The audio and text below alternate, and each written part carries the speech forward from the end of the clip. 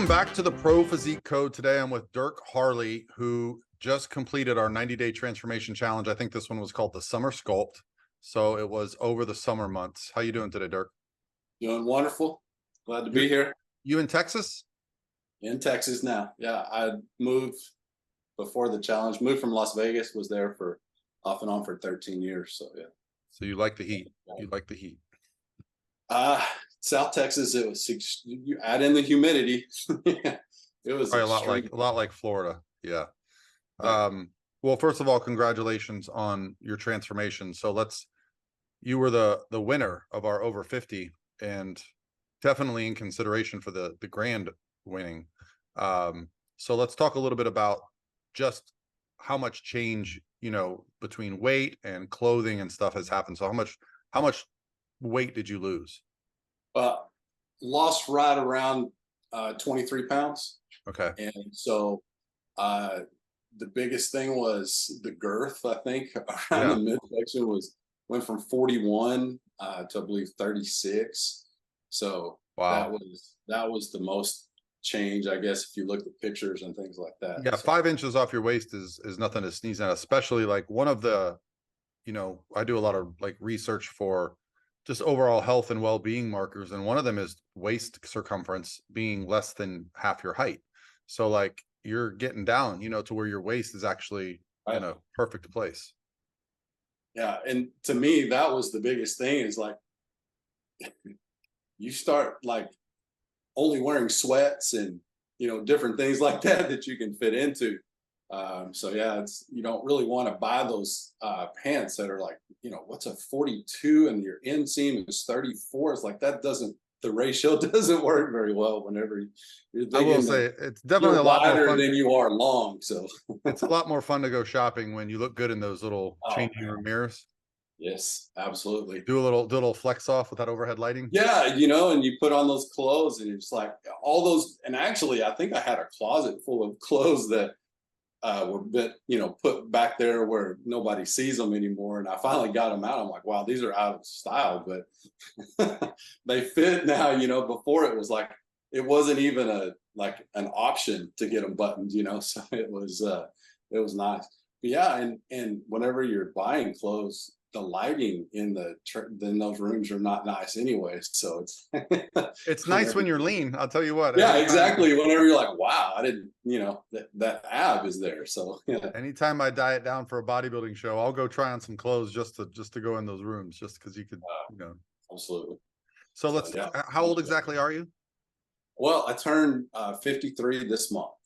53. So, yeah. So it's what made you look into the transformation challenge? Like, how did you find us? Well, I always, growing up, they had the bodybuilding.com stuff, and they had the 12-week. So I've always really liked the way those, before and after photos are amazing and all that.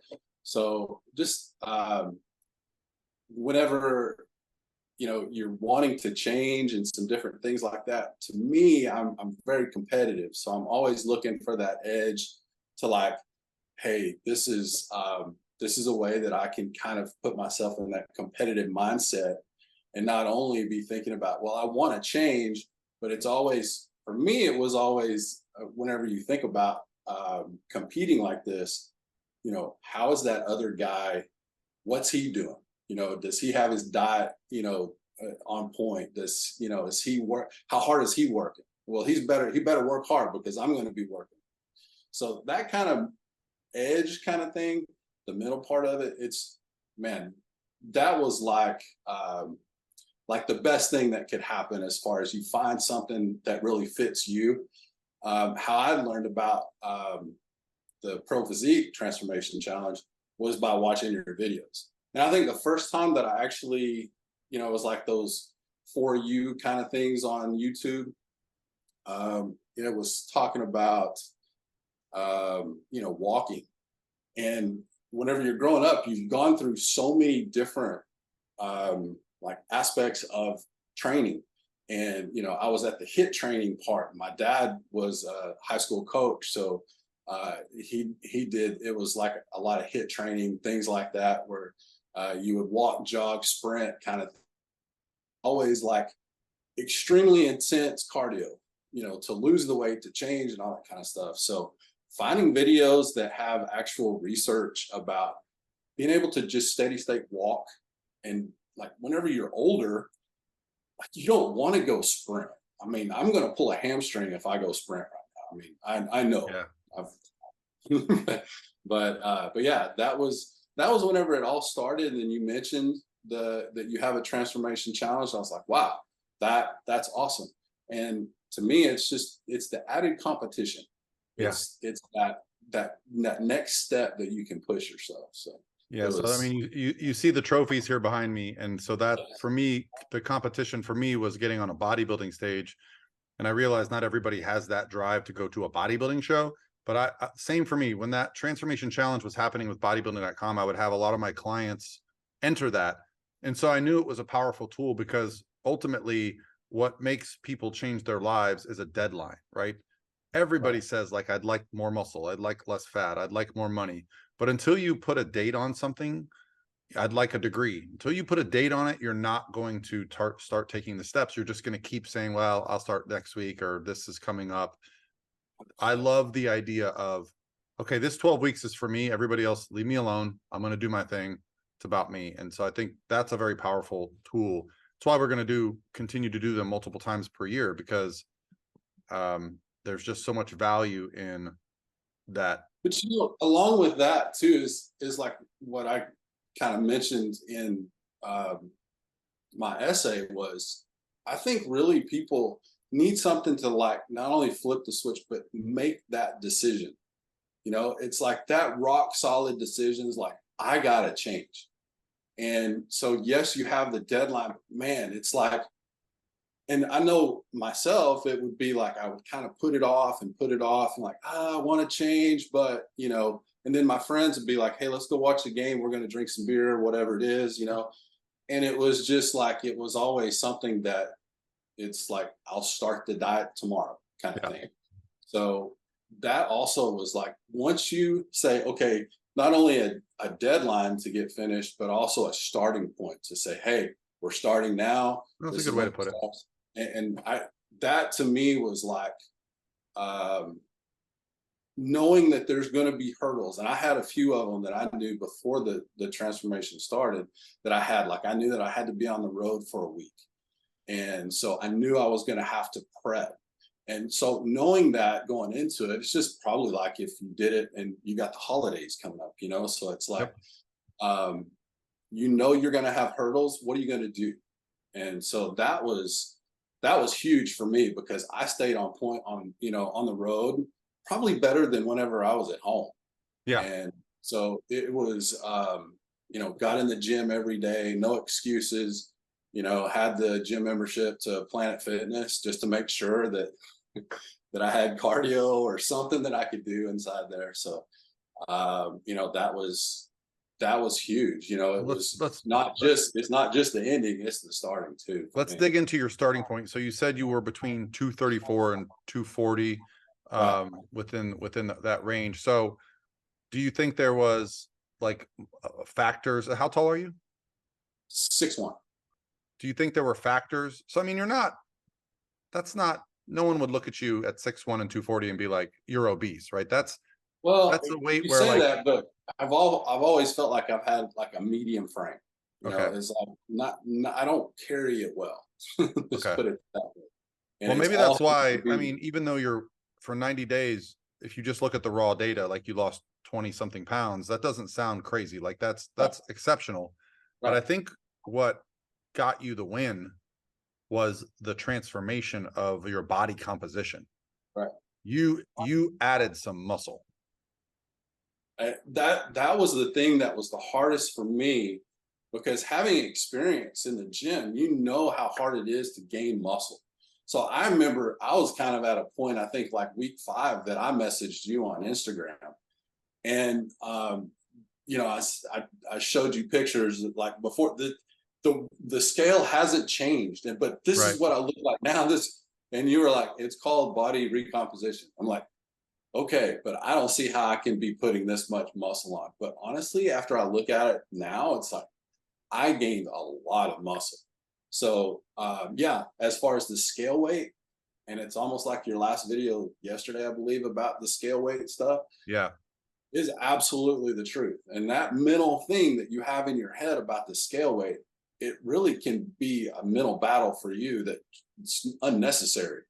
You Yeah. know, and if you're looking good, if you're feeling good, that's the thing that you should celebrate. You know, those little wins, taking those photos, and like, wow, that's a change for sure. So Yeah. I don't That's, have the little roll in the stomach kind of thing. So I'm always reminded of my first time I did a contest prep because I hired a coach and I was forced to take pictures front and back. And I'll just never forget those first couple weeks being like, I'm not changing. And then I looked at the first and the last picture from the back and I went, oh my God, like I could literally see the fat gone. uh, I hadn't changed in the front at all. And, this was my first experience of anything like that. And I remember like thinking, oh man, now I've really got to put some effort in. It was almost like I was more motivated versus yeah, getting on the scale every day and seeing what you saw, like, man, exactly. I'm still 230, like nothing's happening. But it's like, it's that one data point that our, our body is the weight that we are at. It can be, you can be 6'1", 220 and look completely different. You can look like 10% body fat or 30% body fat, right? So, Exactly. yeah, That's the thing. That's that mental thing, the side of it that you think, okay, I know whenever I started, I thought I needed to be at 200. And honestly, to have like a just ripped physique, yes, but it's probably going to take me a little bit longer, and that's where I want to be. But yeah, that was something that I just celebrated where I was at. I feel amazing compared to where I was. So well, let's talk those a are little bit the about your approach because, we try to provide you with some nutrition guidelines, some training guidelines, some stuff that's, appropriate for your height, weight, and stuff like that. So what did your approach look like to start with nutrition? Well, to start, again, I was taking a lot of information from your videos, and it sounds amazing whenever you can like stay almost show lean with higher carbs. I mean, that's what I was like, wow, that sounds amazing. So I was trying to keep my carbs, around 200 grams, 10 times the body weight. And I used it 10 times the goal weight, which was right around 200 is where I wanted to be. So that's where I was trying to keep my calories. And then also 200 was for the protein. And then fats, I was trying to keep it right around 50. So as far as macronutrients, I really never really tracked them like this. And the reason is that I really, I knew that you had to diet, but how to get yourself to a point where you can stay lean, but yet eat foods that you enjoy. Right. And so that was very attractive to me. It's like, hey, you know what? If I want to have a cookie, I just got to log it and keep it, you know what I mean? So that sounded awesome. You mentioned you did keto in the past. Yeah, in the past, and I dropped weight down, and this was probably, I would say, probably 2 years ago, and really got down, really lean and everything. But the problem is that whenever you get to feeling good, a lot of times you have hurdles that you don't really expect. Like for me, it was my family. They didn't really they didn't change their eating habits, had kids and everything. So it was like there was always stuff lying around the house. And it seemed like as soon as I got down to like really feeling good and really lean, it was like I've never seen the amount of food in the house that I have. It's just like we got cakes and cookies and all of this stuff. I love food. So it's like my drug of choice almost. So it's like, guys, what is all of this? And it was like, well, we're not forcing it down your throat. I'm like, well, yes, but you don't take a drug addict to to a place where they sell drugs. It's like it's right there. So anyway, that it was very difficult, and it was to the point that I even have a video of my wife's mother cooking me a huge like they huge portions. They're Russian, so they have huge portions like these meatballs, and they smothered it with whatever it was. But I remember coming down and she had fixed me a plate of this huge, like I don't even know how many calories it had in it. And I just remember to get my phone out and videotaping it, and like, I guess they just want me fat. And I just remember that was just like, I quit. I mean, I'm not even going to attempt it anymore. So a lot of times you have, you know, people in your life, sometimes your friends, like it's hard to make those lifestyle decisions that you know is beneficial to you. So yeah, that was, and I just, as from going from keto to like this massive amount of calories, I'm not sure it would have mattered that much. I was going to shoot up anyway. Yeah, and I probably put on more weight than whenever I started. So I was Yeah. basically, whenever I started this challenge, I was in the worst shape of my life, and just physically felt horrible. Yeah. I No think energy. Yeah. my discussions around keto, because it's been about 10 years now that it's been kind of a topic in my hemisphere of like, you know, dieting down, is that it's not inclusive, and it takes a very specific lifestyle and, you know, need to have that. You know, the people that I know that enjoy staying in keto, they might eat once or twice a day. They Yeah. eat really high fat, and they're not in a ton of social situations, and they don't have kids. Like, these are the people that I have found that like they praise keto for its ability to keep your hunger in check and keep your focus. But, you know, I've had 2 clients in my entire coaching career that I've used keto on, and they were both, you know, diabetics, and for them there was great benefit. But for the purpose of fat loss and maintaining fat, you don't need to do that. And I think that's honestly the problem you ran into at the end of that diet, was like, you probably couldn't say no to a carb after not having them for a while. I mean, they are delicious. Yeah. And I just feel like it just seems like I'm very sensitive now to any kind of carbs. And you know, they say I think that's a term. I don't know how That's legitimate true. it is. There is definitely, you adapt to ketosis, and the longer you're in ketosis, the more your body will prefer to oxidize fat for fuel versus carbohydrates for fuel. I'm sure, because I'm a carb junkie, my Yeah. body is great at carb. I mean, my low days on carbs are 300 to 500 a day at Wow. 10% body fat, but that's because I keep my fats in that 50 range, right? Whereas if I had 100 grams of fat, I'd probably be very prone to storing fat there. Yeah. Well, that's the things that, you know, it's so awesome to have, you know, whenever you're older, we didn't have YouTube, you know, it was Right. like you've learned, you're able to learn so much about stuff like that. And to me, whenever I heard, okay, you can still be lean and eat a lot of carbs and not, you know, not like some of these bodybuilders, what they're eating is like, that's not somebody that naturally can do that.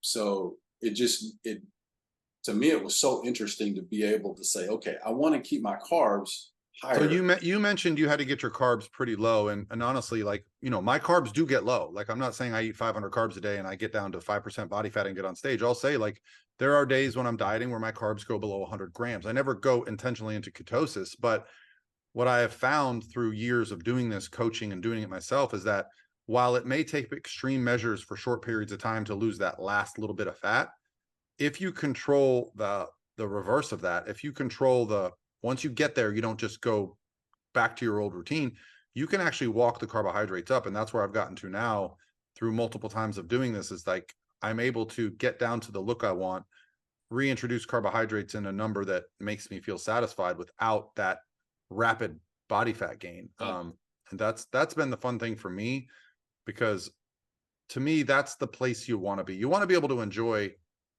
variety. Right. And you know, for me, it's like my kids say, "Hey, Dad, do you want my Pop-Tart?" I don't want to be like, "No, I don't want your Pop-Tart." You know, I want to be able to say yes to that. So it's been a fun process. So since the competition has ended, and I still want to dig into the more, how has your like response been? Because typically, like you said, with the keto and that ended, didn't go well. How has it gone since the challenge ended? Since the challenge has ended, well, the biggest thing is I didn't even know what reverse dieting was. And I didn't know you had to. I didn't know what your body would do if you didn't have those carbs for a while and then reintroduce them, just like go, you know, going crazy on it. So this time I'm so much more prepared for it. I did have a diet break. I took a 2-week diet break, and it's not only a diet break, it was like a mental break. Yeah. Like I needed to like not worry about what I'm eating. I know basically after going through this, It's the what that is and what it's that is. tracking fatigue. I get Yeah, it too. It's you get fatigued from the act of tracking. right. And the stress of being in the competition of always, for me, I was always thinking about what's that other guy doing, Were you in the group looking at the pictures of the guy? There were some dudes that looked incredible. The thing about it is like since I was having such a hard time mentally with the scale not moving for so long, it's like I couldn't like look at the other people contestants telling me, Yeah, oh, I lost 20 pounds over the weekend. I'm like, it's like I cannot see that, that's fair. So it was but I also knew there's guys out there that aren't posting anything that are getting it. So that was part of it too. So it's that mental competition, but that's what I love. I love that aspect of it.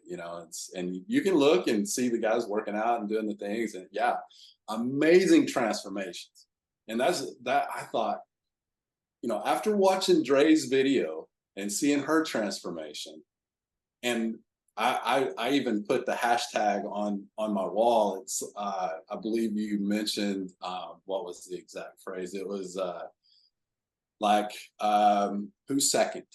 I remember that part of it, and that for me was kind of my motto going in. It's like, but after seeing these guys' transformations, I'm like, who's second? I'm like, who's first? Who's third? Like, you know what I mean? It's like these guys could have finished in any order. So yeah, it was very impressive. And I honestly think with all the information, I think it's going to get tougher and tougher every single time. You're going to have more and more people transforming I to will like say Australia's done. this is our fifth challenge, and the judging gets more challenging for sure because Right. we basically have every entry, and we go through, and it used to be so easy to pick out the top 20. It was like, not even close. Yes. Not even close. Yes. And now it's like, oh man, how do we break this down? Because this person lost more weight, but this person added more muscle. This person had a better starting point, so their ending picture is more dramatic. But this person had a way worse starting point, and they're actually way better now. So it's like, so our goal. This is not a bodybuilding competition. This is not about who gets the most shredded. It's about, and I think our male winner dictates that. Like, he wasn't the most Yeah. shredded guy at the end, but he made the most significant transformation physically, mentally. And honestly, that's what I wanted. I wanted that because, of course, there's going to be some guys that are going to be really, really like the scale weight's going to change tremendously. Yeah. So it's like, wow, how do you judge that? That's a huge success. Like you lose 80 pounds in 12 weeks. I mean, that's just Yeah. crazy, extreme numbers. But the other part is whenever you've got guys that are, in the 25 to 30% body fat and they go to 10% or 12%, something like Yeah. that, that's like a visual transformation, and that's what I liked the fact that you took that in consideration. And yeah, there's guys that probably didn't start out as bad but got actually just shredded. How Yeah. do and that's hard because the ending, the way it looks on the photo at the end, it's like, that's amazing. He Yeah. looks amazing, and Yeah. like, congratulations to him for getting that low and everything. So, but as far, that's the hard for me. I was looking at it, wow, this is just good luck, y'all. So So let's I'm talk just a little glad bit about I made it. let's talk about your lifestyle as Okay. this unfolded, because I assume there was more than just going to the gym and diet. I'm sure you incorporated some type of activity to get things moving. Wow. You know, I'm kind of like you, and I actually got a stand-up desk right now. That's what I'm doing, Did you and get that's that? Had you had that previously? no, I got it about midway Okay. through the transfer. So it was just sitting here all day. I do. I have a couple of sports publications, and so I'm doing a lot of just setting down all day, 16 hours a day. I have my own business, so it's like there is no steps being you know done during the day. and it's almost intentional. I've got to go get my steps in. So Yeah. I know that an hour gets me about 7,000 steps, and then so I would have to do 2 sessions, one in the morning and one in the evening. But yeah, lifestyle wise, Were you going out for like walks in your neighborhood, or do you also have a treadmill at home? I do have a treadmill. So that's usually in the morning, and I don't know, the just not scenic, I guess, is the only reason why I don't go outside. And like I'm kind of like you, I listen to audiobooks or watch YouTube or whatever, while I'm walking, so it just goes by faster. Yeah, I That get a to lot of me people was the commenting about go outside. I'm like, well, you don't live in Florida, where if I go right. outside, I'm going to be sweating my face Wet. off. Yeah. Exactly. Yeah, and that was another thing. You know, it it's a mental battle to get on there. And whenever you have your own business and you spend an hour like doing something like that for yourself, you have to like remind yourself, like, hey, this is your time. Yeah. You're here doing this for you. And for me, is also like, the mental side of staying on the treadmill once you got on there was like, okay, you know, all of the things that you can be doing at this time, you just shut it off and say, Yep. I'm doing this. This is what I'm doing for me. I'm getting myself in it so I can be a better, whatever, because I'm going to have to go out and be in the public eye soon. It's like half the year is kind of graphic design, working in the office, and then half the year is actually going out and developing relationships with people. So during this time, just happened to be that I'm sitting down, sedentary, not doing anything. But man, that mental battle of stay on here. You can do this as soon as you're done, but this is for you. This is going to help you in the long run. This is going to give you more energy to work harder, to do So things. how did that change throughout the challenge? Did you start right off the bat at 2 hours a day, or did you just graduate to No, that? Okay. no, I was right around my goal was 10K. So, Okay. So you started at uh, 10K steps and tried to work it up to 20. yeah. And it was between 10 and 12 was like an hour and a half. And I would do that after workout because I just felt like I was just spending too much time in the gym, just had stuff to do. Yeah. So I started at a push pull leg split, and it just seemed like I was in the gym too long, like to get push. So I started breaking it down, started doing just basically I would hit chest and then maybe do a set of triceps, and then I'd have like a shoulder and arm day and kind of break it up. So I wasn't actually in the gym as much, but I still could get that. It would still be 2 hours, but I could get the body part worked like I wanted to, and have a good workout that way, and then get the cardio at the end. Yeah. But then again, the mental battle of the scale's not moving.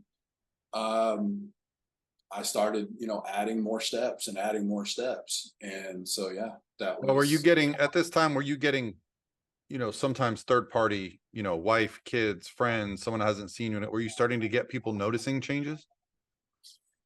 not really. I'm just in here. This is the cave, Yeah. basically, sitting at a computer the whole day with This is no, my cave. yeah, yeah, exactly. So it's just like, there is no interaction between people. Yeah. And even at the gym, nothing. It's just this. You're doing the challenge, and you're competing with yourself basically the whole time. So Yeah. I know Honestly, that makes it tougher because I feel like, it is. this year, because I'm at something every weekend, a bodybuilding show or a fitness expo. And, I did a show back in June. I actually used our first challenge as kind of the jumping off point. I did it, and lost a few pounds and said, I'm just going to do a show. But that's one thing, like, even if I see someone I haven't seen since last year, they'll be like, hey, what's going on? I see the face changing. Like, so those little things have a lot of power to them. So to go through this challenge without getting a lot of that is even more impressive, because you had to really rely on a lot of faith that, like, okay, Yeah, things are happening, even if I'm not getting this exterior motivation. that is absolutely the truth, and it's almost like you know you got to compartmentalize a lot of stuff. It's like I know I'm doing the work. I know I'm tracking my carbs. I'm tracking everything, and I know I'm changing from the photos.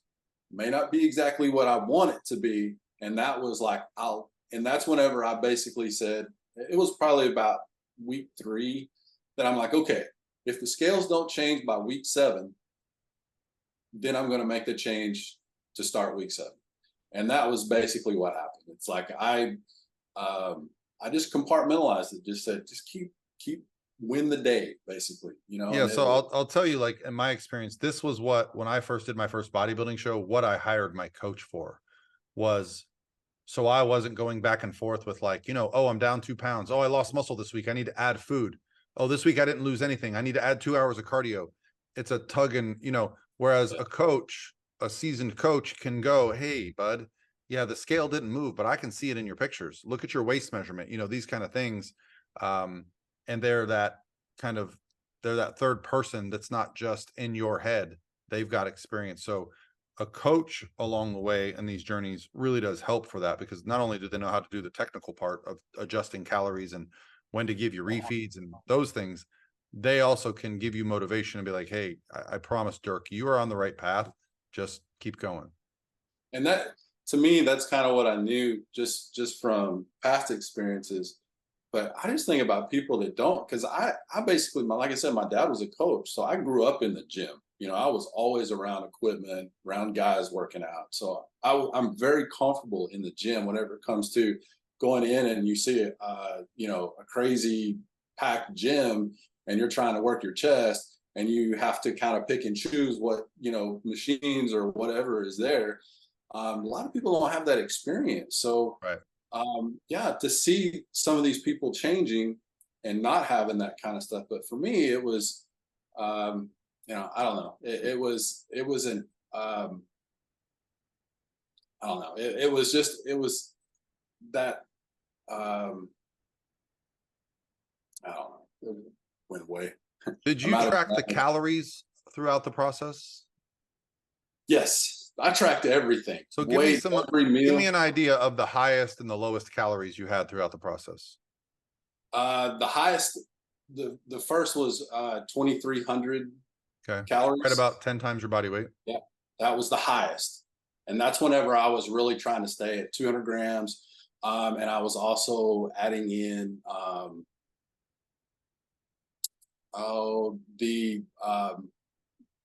the ground beef, because it has the higher fat. So that's some of the reasons why it would go up to 2,300, I guess. And so the protein that had the higher fat levels would bring my calories up. And as far as like the lowest, the lowest, towards, from week 7, as I was cutting everything, basically any food that I was eating to add carbs, like your oats and rice and things like that, I took out and was just basically eating leafy green vegetables and things like that. And had some blueberries, strawberries sometimes, and things with a lot of fiber, things like that would help digestion. So that calorie intake was probably around 1,300 at the lowest. And that was still eating, 200 grams of protein. Yep. And then still keeping my fats. I was probably dropping them about 40 grams. So that's pretty aggressive. Yeah. So that's why I was curious once the challenge ended, have you been able to maintain your weight and just keep trucking forward? Yes. And that's one of the things. Oh man. The part that I had the hardest time was I was trying to cook chicken breasts, and they never turned out. I mean, there'd be a batch that was great. I'd prep, a batch, and some of it would be dry, just like, how were you preparing it? I was trying to steam it, grill it, all different kinds. It was just anything that I could do to keep it moist. I finally found the trick. I'll tell you it. Okay, I'm ready. Where were you at the first of this?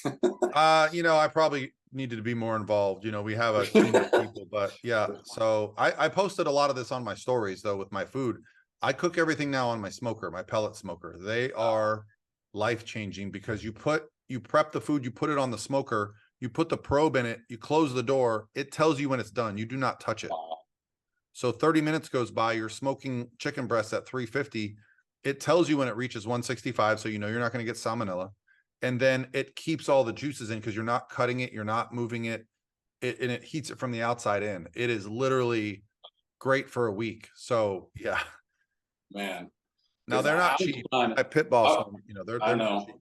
that's, and that's the thing is like, so at that time I was like going through this chicken breast and I was like, I can't get them right. Yeah, So I found at Sam's, they have mesquite grilled pre-cooked chicken breasts that perfect. saved me because 4 minutes in the microwave and they're moist and perfect. So that, and then they have the teriyaki that has a little bit more calories in it.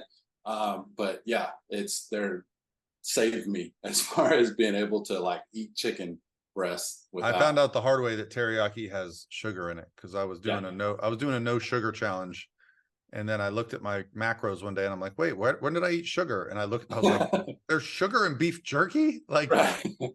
Well, whenever you have ones without, and then why is the calorie so high in the other one? You look at yeah, it like, yeah, okay, they sneak some sugar in there on you. But yeah. so 1300. So have you brought your food back up? You mentioned a diet break. Yes. And I'm back up to 2000 to 2200. And I'm really like, I'm about 150 right now. And this, like, if I go a little bit above 150 of carbs, like the scale, and I don't know what that is, if it's water or whatever. And then, it seems like I bring it back to that 150 range and I can maintain it. And even like the next day or so, I'll have that weight back off. So it's kind of a trial and error to see what my maintenance, I Yeah, guess, is. carbohydrates are they pull water into your muscles, so they are going to cause a shift on the scale. Now, if you notice a little bit of a softening, that means you're probably taking in more carbohydrates than you're using, and they're Well, getting. I absolutely love, it's like going to the gym after eating carbs is amazing because you get the veins and the striations and different things like that. You're like, wow, so Anybody that tells me that they're like, oh, I build more muscle on keto, I'm like, no, uh, there is zero evidence of that, and I can show you some people that have switched to keto, and while they still look good, they oh looked yeah, like gods before they switched. So yeah, carbohydrates are clearly the benefit wow. for performance, for lean body mass. So they get a bad rap because when you ask somebody like, I talk about this a lot, what they're, oh, carbs are bad for you. Oh, what's a carb that you're afraid of? And they're like, oh, pizza. I go, there's more fat in pizza than carbs. What else? Yeah, Donuts, also more fat than carbs. right. What's a carb source then? How about rice or a banana or a white potato without deep frying it? And, I'm like, you could literally let someone eat as many bananas a day as you want. They're not going to gain, they're going to be full. So yeah, I think carbohydrates get a bad rap because of what we associate as a carbohydrate. But when I tell you I'm eating 300 to 500 carbs a day, I'm not eating 300 to 500 donuts and pizzas a day. It's Right. literally like, I'm having with every meal, I'm having a serving of rice, a serving of fruit, a serving of something like that. So, well, that's good. I'm glad you've maintained, because ultimately this transformation challenge, it's not about who can lose the most weight in 12 weeks and do a before and after picture. This is why we ask for the essays, because and there are some people that submit an essay and it's like, oh, for 12 weeks I just didn't leave my house, I didn't eat anything, and we're like, that's not the point of the challenge, right? That's not who we want representing transformation challenges, because that's what you hear about in the media, that's what you hear about, the lemon diet or whatever, where people are doing this. We want real world. I changed my approach to my lifestyle. I changed my approach to my time management. Like you said, you went on a work trip. Before you went, you were already mentally preparing for going to the gym. Where were you going to eat? That's the change. It's not who can suffer the most. It's literally just these decisions that you make on a daily basis. And that's coming from a sports background, you kind of tend to learn like everything's on tape. You're learning from your mistakes and you learn from the good things that you're doing too. So whenever life was kind of spinning out of control, whenever all of this stuff started, it was like, okay, what can I focus on? And this was like one of those things that I could control. And having the transformation with the competition part of it was like, okay, so I'm going to change myself. And I know as you look back in different times of your life, You know, when did I feel the best? When, you know, what was I doing? And that was usually whenever you feel good about yourself, about the outside, and things like that. And so I knew once I made the decision, that rock solid decision, I was going to do this, nothing was going to change it. It was like, okay, so now it's going to change my life as well. It was like, I know that whenever I go out after the competition, whenever I go out and start talking to people and start talking to other coaches with my business that I'm doing and different things like that, it's you know, whenever you walk into a room and you feel good, it tells a story about you Yeah. without you saying a word. So right or wrong, that's the way it is. It's society, whatever it is. And it's one of those things that I just feel like I can't wait to go out, start talking to people, shaking people's Well, hands. now you can, you know, you can tuck your shirt in, you've got the Exactly. shape. No, like it's Right. not for nothing. Like I think that's one of my favorite things about competitive bodybuilding is that you take it with you wherever you go. Whereas like I could be the greatest marathon runner the earth has ever seen and no one would know. Right. Right. Like, Yeah, but right. everybody sees a guy that walks in with broad shoulders, a developed back, you know, like a jawline. You just go, that guy takes care of himself. Like there's just, they're putting effort into their routine, and it does say something, whether, you know, this society that we currently live in wants to admit it or not. And you It know, is what it is. yeah. No reason to fight it, you know. It's like Well, I that's think, you know, this has been exactly what I was hoping to get for, you know, the people that are considering doing the challenge in the future. But is there anything, you know, anything we didn't touch on that you think is relevant? well, again, I'm fixing to turn 53 years old. So I just think anybody can do this. You know, you again, it's like you just have to make that decision. It's not the decision like, oh, maybe kind of thing. It's like, no, this is what I'm doing.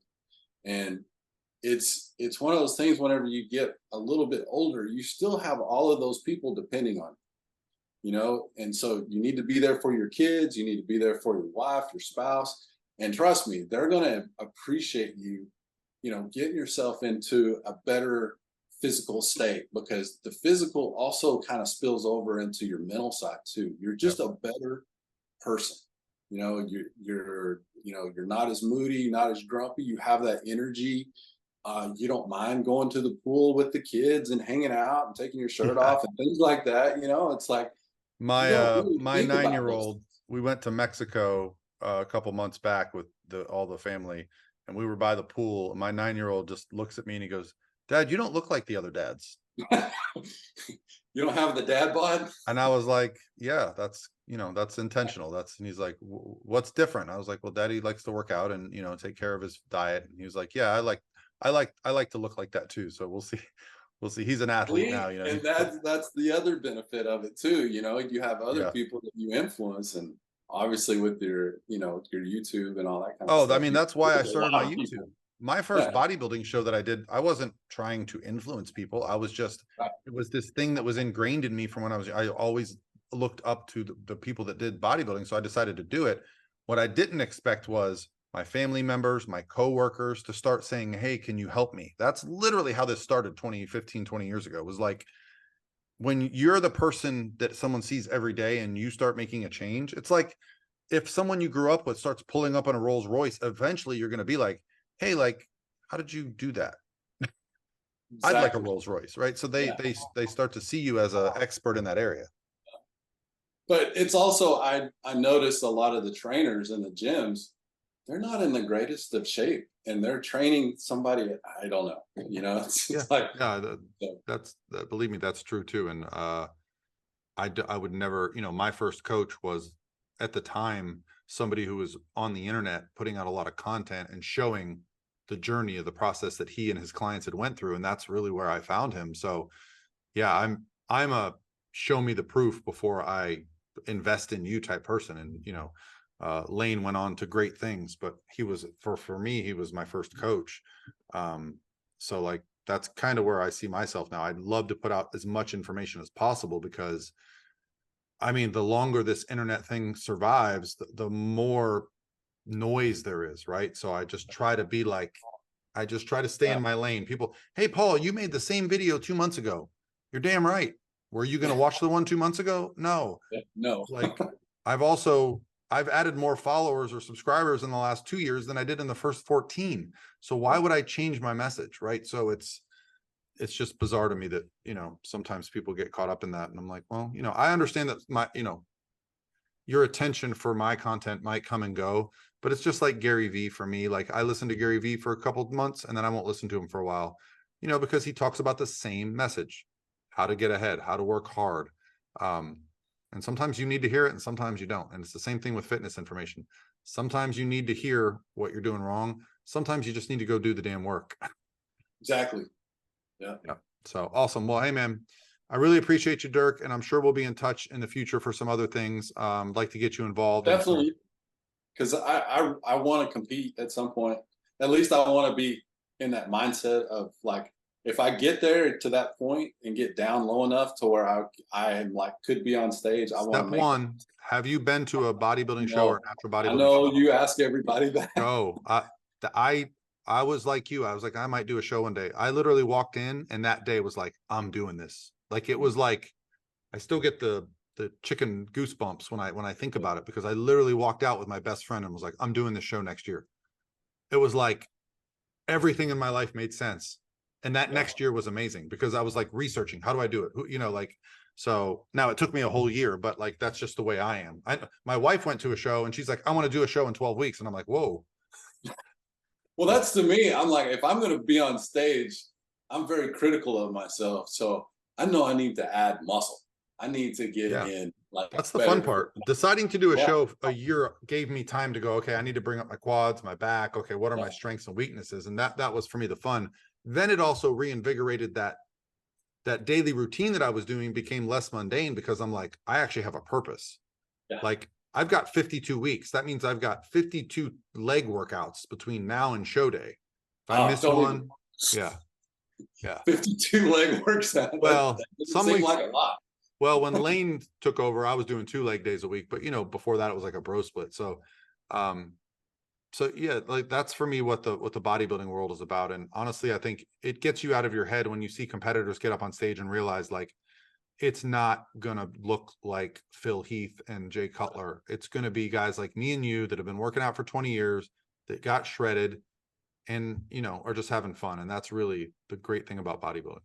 That's my goal. And like I said, it's that rock solid decision. It didn't sound like I had that rock solid decision. But if you need any help, please don't hesitate to let me know. This is what we do, and I'd love to help you out. You would be the first person that I would contact for sure. Awesome. Any thank yous? Anybody you want to shout out? Honestly, just Pro Physique for you and your, taking the time and putting that stuff, your information out. That's what got me here to begin with. The team at Pro Physique, I still don't know how the judges did it. It's just almost like drawing them out of a hat after seeing the top 10, like, okay, good luck. Yeah. That's how I felt, and I was thinking to myself, I'm like, okay, be that who's second, kind of body, and that's not exactly how it worked out. But I was very happy with this and the competition. Just thank you for putting it on, giving us that extra little push to compete, for those of us that love that kind of stuff. So, well, I'm hoping to do a live event next year. We're going to be partnering with Core Nutritionals. They have an amazing gym in North Carolina. So I'm hoping to do a live event, and it'd be cool to have you there if we can make it absolutely work. Speaking of, that was a great. Oh wait, where's my core hard's not on my desk. I usually have it. Oh wait, I lied. Here it is. Oh no, that's the other one. Yeah. Yeah, that is my #1 supplement. It is. I make sure everyone takes that.